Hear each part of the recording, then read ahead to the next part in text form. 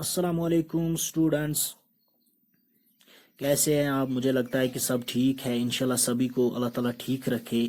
تو آج ہم نے اپنا پہلا ویڈیو جو بنایا ہے وہ meaning and structure of higher education پہ بنایا ہے، جس میں نے آپ کو سمپلیفائی کر کے لکھا ہے کہ by higher education we understand university education which may be given in a university or college affiliated to it, or in simple words we can call it university education.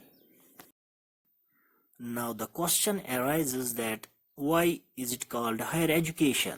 Actually اس کا answer یہ ہے کہ وہاں پہ جو ہم education حاصل کرتے ہیں اس کا کرکس یہ ہوتا ہے کہ کیسے سوشو کلچرل جو ہمارا سوشو کلچرل ڈفرینسز ہوتے ہیں ان کو ہم کیسے کم کریں، اکانومک ڈفرینسز ہوتے ہیں کیسے ان کو کم کریں، بہت ساری پرابلمز جو سوسائٹی میں ہے ان کو ہم کیسے کم کریں، اور ایک ساتھ کیسے ایز ہیومنز انسانوں کی طرح کیسے ہم رہیں۔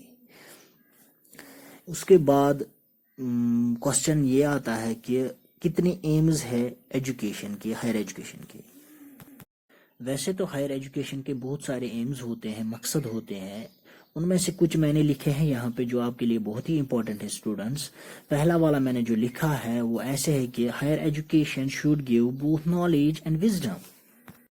نالج اینڈ وزڈم مینز علمیت، کسی چیز کے بارے میں علم ہونا، اور وزڈم مینز عقل مندی، اس علم کو عقل مندی کے ساتھ استعمال کرنا۔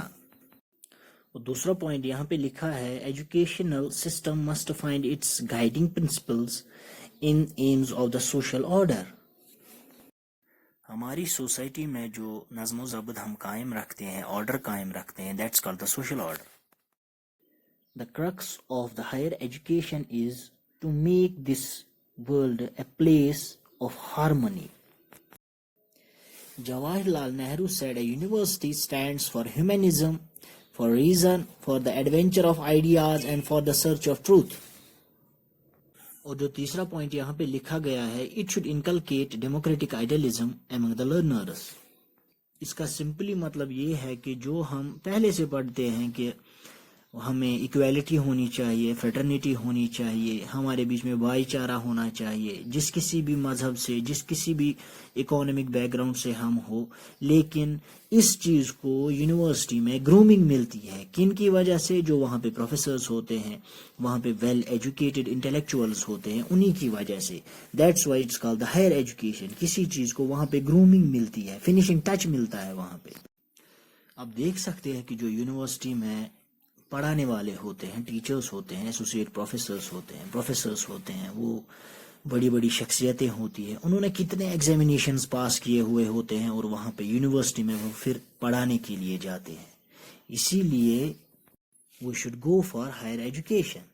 And the fourth point here is it should give stress on love for highest values of life.